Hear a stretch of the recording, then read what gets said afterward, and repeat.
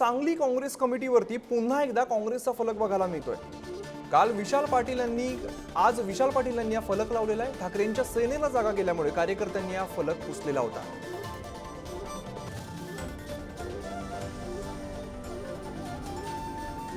आज पुन्हा एकदा काँग्रेसचा फलक या ठिकाणी आता बघायला मिळतोय।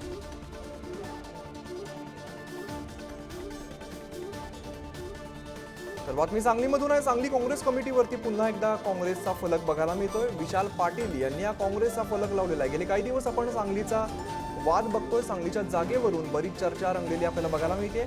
विशाल पाटील यांनी पुन्हा एकदा हा फलक लावलेला आहे। ठाकरेंच्या सेनेला जागा गेल्यामुळे कार्यकर्ते नाराज होते आणि कार्यकर्त्यांनी हा फलक पुसलेला होता।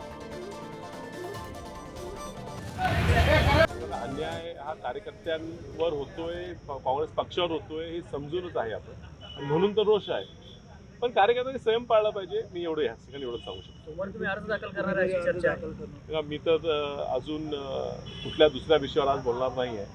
मात्र जे काही घडले ते आम्हाला कुणालाच आवडलेलं नाही आहे आणि म्हणून अशा पद्धतीनं वागणूक देऊन पक्षाचं नुकसान होईल, पक्षाची बदनामी होईल, असं कुणी काही कृत्य करू नये अशी मी प्रत्येक कार्यकर्त्याला विनंती करतो।